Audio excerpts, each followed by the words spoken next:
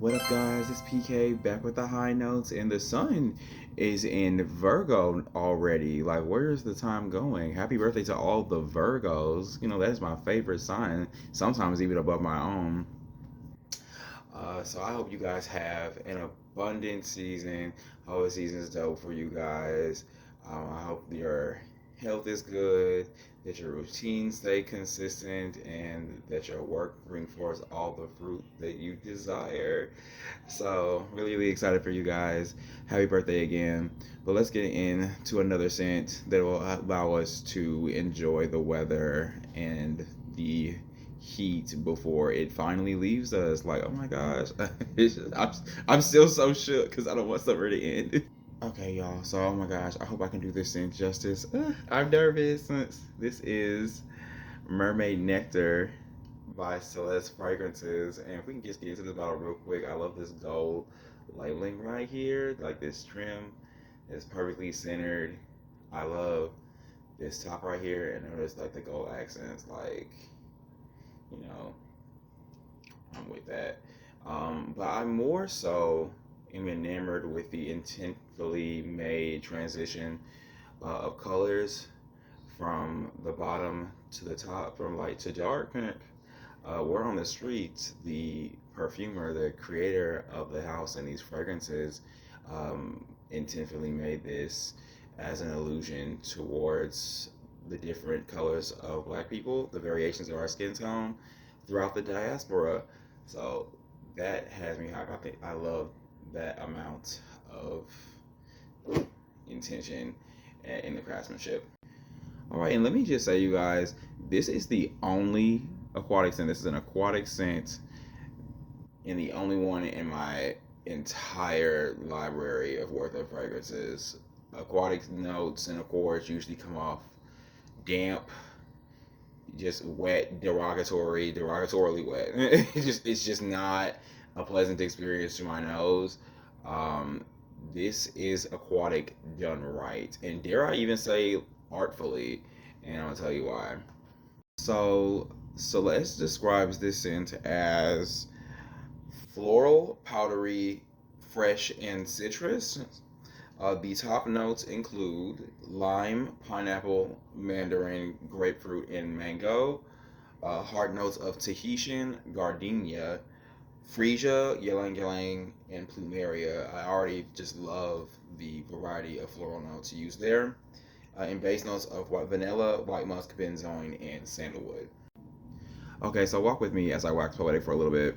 So picture this, like this, um, I guess this very foreboding storm of luminous juices from the grapefruit and the mandarin orange, and then you get this more succulent sweet juice from the pineapple and the mango, and then in comes another type of juice, very very different from the others. This juice will include more of the lime, and lime is not used a whole lot in fragrances, as opposed to its sister lemon. Lime is like the less agreeable uh, baddie older sister of lime. She's not here to be liked. She's just here to be. She's just here to be. So lime ushers in this very unique but maturely bitter juice to the top as well. So, in my opinion, lime is a polarizing type of citrus. You know, you're either gonna love it or you're gonna hate it. So keep that in mind when thinking about trying this fragrance. As you can very much so detect the lime. To me, throughout the entire fragrance, I love it. Other people probably won't like it, but just keep that in mind. Okay, so after we have this downpour, this storm of these succulent fruit juices, uh, you know how you'll get a mist like when it rains a certain way. In this mist starts to bloom these flowers that we get in the heart. So then we will have our tropical ylang ylang and plumeria, like this thick Tahitian gardenia, and this like frilly delicate freesia. I love that they use freesia. I really really. I love just the contrast away from jasmine. I love the use of freesia here. I just these mixes of florals of different types, it creates such a mystical aura around you. And while this is happening, the citrus juices, be it to my surprise, because citrus are usually very volatile and they don't stay on the skin very long. This stays around while the florals are blooming on your skin, which is such a nice touch. Like, this is such a job well done here, being able to get those to stick around, because now you have like this uh, seductive use of florals while still maintaining brightness and the energy from the top notes. So, oh my gosh, like, once again, well done, job well done. Mwah, chef kiss. And this fragrance finishes developing as it is grounded in a clean white musk, but stays inviting with the vanilla and benzoin, but is also well rounded by the sandalwood. So, and by well rounded, this still remains very uniquely itself throughout the entire experience. I like the use of multiple base notes here. It uses 4 different base notes. This is a scent that lasts very well on skin. Once again, the citrus heavy fragrances do not usually, and they're not usually aimed to last. This lasts on skin. Definitely has lasted me multiple times. Not every time all day, but on more than one occasion, this just lasted me over 6 hours, 7 hours on the skin. Wonderful, wonderful job. Then the entire experience is so nice. And I love the uniqueness, because I have to pull for this fragrance if I want this vibe, because there's nothing else that I have this smells like this. I haven't smelled anything like this, even when going out and just smelling fragrances on the daily. So, just nice.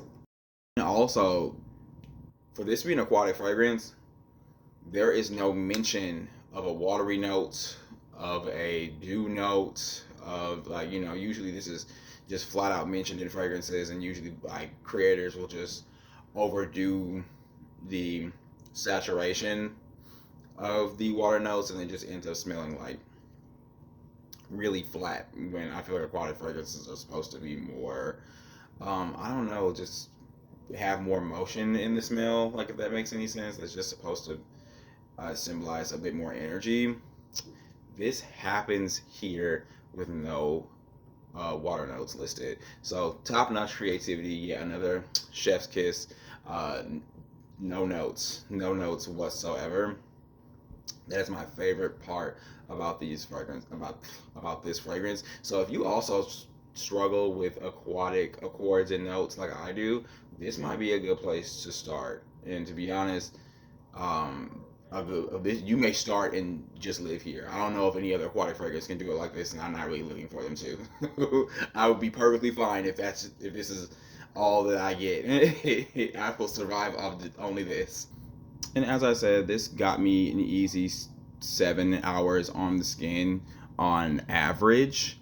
As for sillage, people mostly were able to perceive this fragrance if they are close to me, not when I'm walking past them, per se. At least in experience thus far wearing this fragrance. I love this fragrance, but the dent could be bigger. I just need to use it more. I reserve this fragrance for when I'm looking and feeling my best.